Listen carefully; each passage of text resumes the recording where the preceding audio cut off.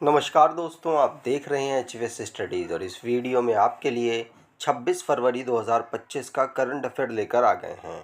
Current affair के साथ साथ स्टैटिक जीके और रिलेटेड करंट अफेयर्स का रिवीजन करते हुए चलेंगे।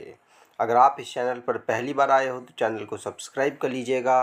वीडियो अच्छी लगे तो वीडियो लाइक शेयर करके ज़रूर जाइएगा। लास्ट में आपके लिए क्विज़ रखा है, उस क्विज़ को ज़रूर सॉल्व कीजिएगा। चलिए बात करते हैं लास्ट डे के क्विज़ की। लास्ट डे आपसे क्वेश्चन पूछा गया था, which country will prime minister Narendra Modi visit to attend its national day celebration as the guest of honour. तो प्रधानमंत्री नरेंद्र मोदी जी ने मुख्य अतिथि के रूप में किस देश के राष्ट्रीय दिवस समारोह में भाग लेने के लिए जाएंगे? तो आप सभी ने आंसर मॉरिशस दिया था और मॉरिशस ही सही आंसर है। आज के पहले क्वेश्चन की बात करें। पहला क्वेश्चन है, who has been recently appointed as PM Modi principal secretary two. तो हाल ही में प्रधानमंत्री मोदी के प्रधान सचिव 2 के रूप में किसे नियुक्त किया गया है? तो प्रधानमंत्री के जो सचिव हैं, प्रधान सचिव, उनके दूसरी 2 है, एक और ऑलरेडी है और दूसरे और अभी रिसेंटली में अपॉइंट हुए हैं। वो कौन है? शक्तिकांत दास। शक्तिकांत दास हैं जो कि अभी रिसेंटली में प्रधानमंत्री मोदी जी के प्रिंसिपल सेक्रेटरी 2 की पोजीशन में अपॉइंट हुए हैं। और ये अभी तक पहली बार, मतलब कुछ प्राइम मिनिस्टर्स में पहली बार ऐसा हो रहा है और प्रधानमंत्री मोदी के कार्यकाल में पहली बार हो रहा है जिसमें जो अभी आरबीआई के गवर्नर को ही अपना प्रिंसिपल सेक्रेटरी बना लिया है। और प्रधानमंत्री मोदी ने, ये शक्तिकांत दास जी आप जानते भी होंगे, 25 नंबर के रिजर्व बैंक ऑफ इंडिया के गवर्नर रहे थे। उनको अब मोदी जी ने प्रिंसिपल सेक्रेटरी 2 की पोजीशन में अपॉइंट कर दिया है। अब अपॉइंटमेंट से रिलेटेड जो करंट अफेयर्स बने हैं उनको रिवाइज करते हैं। पहला क्वेश्चन पढ़ लिया। दूसरा, रेखा गुप्ता, इन्होंने नए चीफ मिनिस्टर दिल्ली के चीफ मिनिस्टर के रूप में शपथ ली है। ज्ञानेश कुमार, ये 26 चीफ इलेक्शन कमिश्नर बने हैं। और शिखर धवन, जिनको अभी एम्बेसडर बनाया गया है आईसीसी चैंपियंस ट्रॉफी 2025 का। माइमम आलम, ये डायरेक्टर अपॉइंट हुए हैं मिनिस्ट्री ऑफ स्टील में। जितेंद्र पाल सिंह, ये अभी इंडिया के एम्बेसडर इजराइल में नियुक्त हुए हैं। और जस्टिस देवेंद्र कुमार उपाध्याय, जिन्होंने chief justice Delhi high court के रूप में शपथ ली है। अगला question, Emilia Perez film won the title of best non English film at the 78 BAFTA award 2025, leaving behind which first film of India director Payal Kapadia.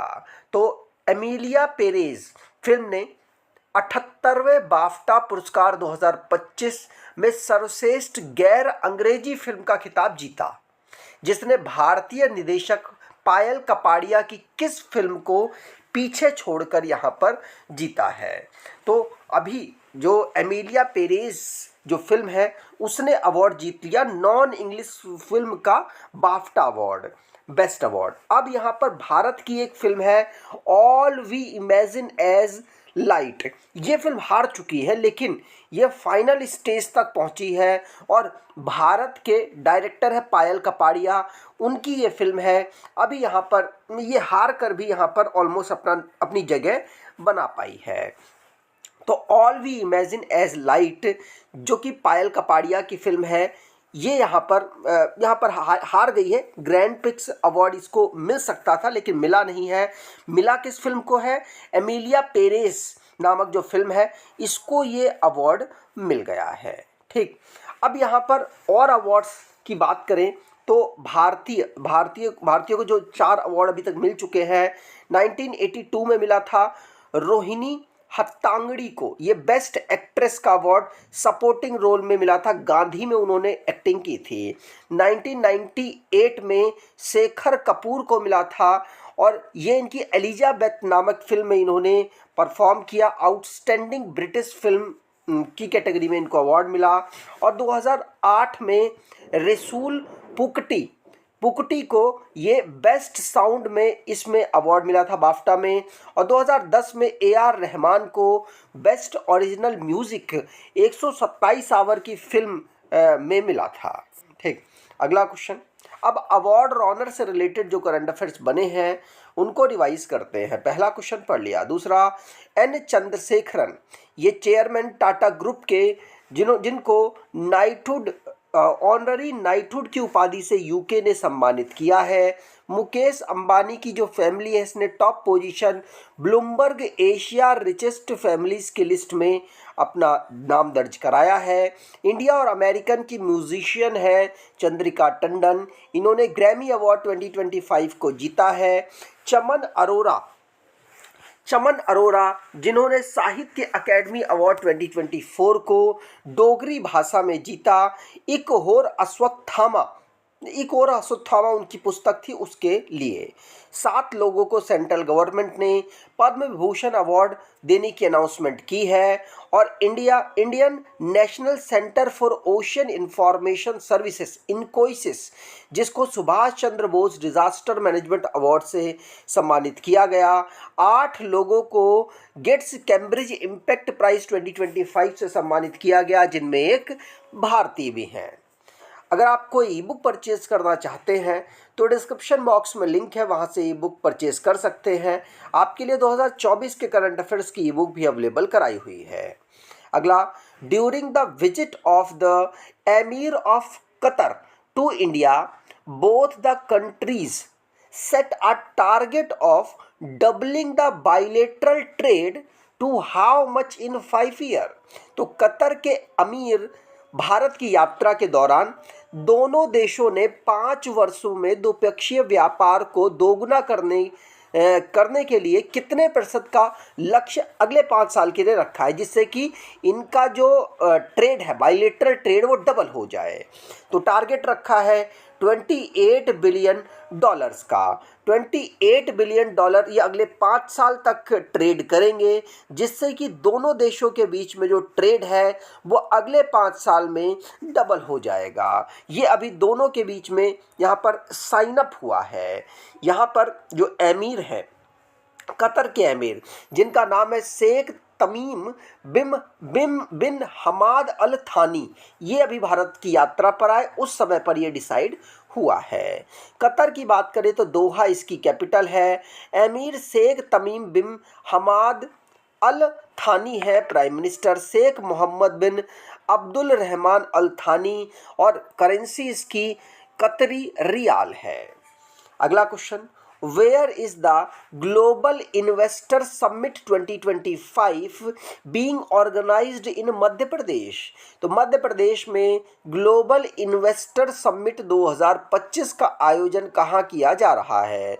तो मध्य प्रदेश में ग्लोबल इन्वेस्ट समिट 2025 का आयोजन उसकी कैपिटल भोपाल में किया जा रहा है। इन्वेस्टर्स को अट्रैक्ट करने के लिए 2 दिन का जो इवेंट ऑर्गेनाइज कराया गया, जिससे कि जो बड़े बड़े इंडस्ट्रियल हैं और जो इनोवेशन की फील्ड में काम कर रहे हैं उनको मध्य प्रदेश में अट्रैक्ट किया जा सके। भारत के प्रधानमंत्री नरेंद्र मोदी ने इस ग्लोबल इन्वेस्टर समिट को इनॉग्रेट किया है।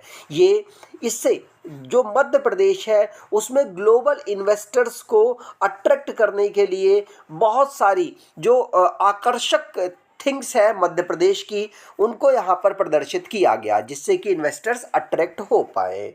अगला, from which state did prime minister Narendra Modi release the 19th instalment of the Pradhan Mantri Kisan Samman Nidhi योजना। तो प्रधानमंत्री ने किस राज्य से प्रधानमंत्री किसान सम्मान निधि योजना की 19वीं किस्त को जारी किया है? इंपॉर्टेंट क्वेश्चन नहीं है, लेकिन फिर भी आप याद रखिए, छोटे जो एग्जाम्स वनडे एग्जाम्स होते हैं वहाँ पूछा भी जा सकता है। तो भागलपुर बिहार में पड़ता है, वहाँ पर ही 19th इंस्टॉलमेंट को भारत के प्रधानमंत्री मोदी जी ने यहाँ पर लॉन्च कर दिया है, इंस्टॉल कर दिया है। और ये जो प्रधानमंत्री सम्मान निधि योजना है, कब लॉन्च किया गया था? तो इसको 2019 में लॉन्च किया गया था, जब लोकसभा का चुनाव जिस साल होना था। और ये तब से लगातार किसानों को साल के 6,000 रुपये 2-2 हज़ार की किस्त से हर 4-4 महीने में दिए जाते हैं। उसी की 19th किस्त है। अगला, Iron Dome style missile defence system is developed by which country. तो आयरन डोम शैली की मिसाइल रक्षा प्रणाली किस देश द्वारा विकसित की गई है। तो ये इजराइल एरोस्पेस इंडस्ट्रीज के द्वारा इसको डेवलप किया गया है। ये जो इंडस्ट्री इजराइल की जो एरोस्पेस इंडस्ट्री है, इसने राफेल एडवांस डिफेंस सिस्टम के साथ मिलकर इसको डेवलप किया है। ध्यान रखिएगा, पूछा जा सकता है। ठीक, अगला question, how much did the central government extend the tenure of NITI Aayog CEO. तो नीति आयोग के सीईओ कौन है? BVR सुब्रमण्यम। तो केंद्र सरकार ने नीति आयोग के सीईओ BVR सुब्रमण्यम का कार्यकाल कितना बढ़ा दिया है? तो BVR सुब्रमण्यम का कार्यकाल 1 साल के लिए बढ़ा दिया गया है। ध्यान रखिएगा, जो इनका अपॉइंटमेंट हुआ था फरवरी 2023 में 2 साल के लिए। मिनिस्ट्री ऑफ पर्सनल ने अभी ऑर्डर निकाला है कि 1 साल का कार्यकाल जो नीति आयोग के सीईओ हैं सुब्रमण्यम जी, BVR सुब्रमण्यम, इनका कार्यकाल बढ़ा दिया जाए, और अब एक्सटेंड हो चुका है। नीति आयोग की बात करें तो ये भारत सरकार की एक थिंक टैंक बॉडी है जिसका हेडक्वार्टर नई दिल्ली में है। सुमन बेरी इसके वाइस चेयरमैन है, प्राइम मिनिस्टर इसके चेयरमैन है। इसको फॉर्म किया गया था 1 जनवरी 2015 को। अगला, who hold the record for the fastest 1400 runs in one day international cricket. तो एक दिवसीय अंतर्राष्ट्रीय क्रिकेट में सबसे तेज 14,000 रन बनाने का रिकॉर्ड किसके नाम है? तो 14,000 रन बनाने का रिकॉर्ड भारत के पूर्व कप्तान, ODI टीम के कप्तान विराट कोहली के नाम हो चुका है। विराट कोहली ने पाकिस्तान के खिलाफ चैंपियंस ट्रॉफी में खेलते हुए अपने 14,000 रन कंप्लीट किए और दुनिया में सबसे तेज 14,000 रन बनाने वाले ये प्लेयर बन गए, जिन्होंने सचिन तेंदुलकर को पीछे छोड़ दिया है। इन्होंने 287 इनिंग में ही इस कारनामे को कर दिया, लेकिन सचिन तेंदुलकर ने 250 इनिंग में अपने 14,000 रन कंप्लीट किए थे और कुमार संगकारा ने 378 इनिंग का सहारा लिया था। तो सबसे तेज दुनिया में 14,000 रन कंप्लीट करने वाले विराट कोहली बन चुके हैं।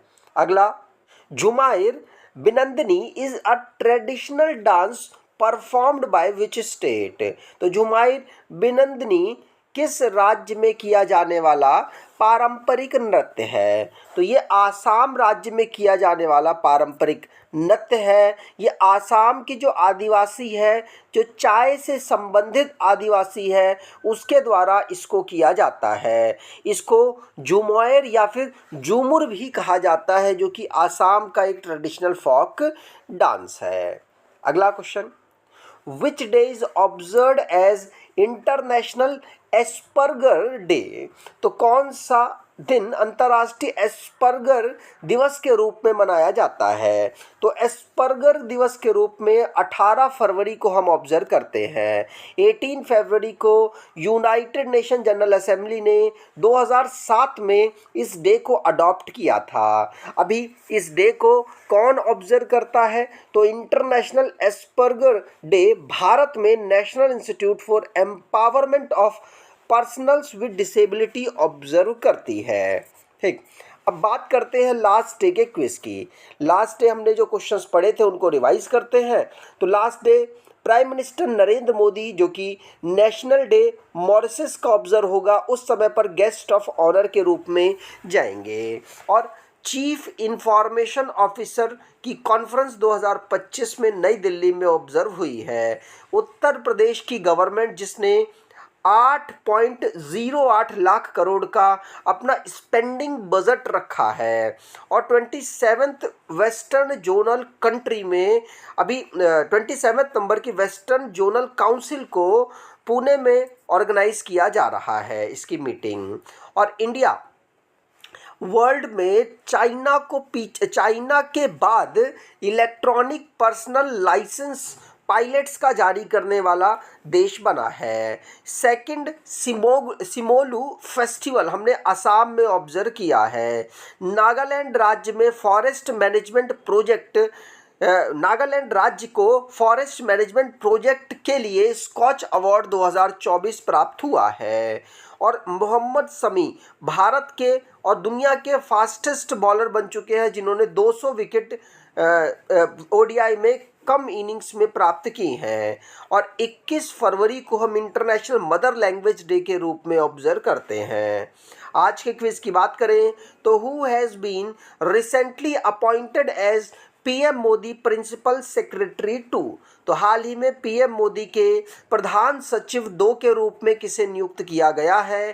कमेंट बॉक्स में डिटेल में आंसर दीजिएगा। अगर आपको ये वीडियो अच्छी लगी है तो आपसे अनुरोध करूंगा, वीडियो को लाइक कर दीजिएगा, चैनल को सब्सक्राइब कर लीजिएगा और अपने कुछ दोस्तों तक वीडियो को शेयर ज़रूर कीजिएगा। धन्यवाद।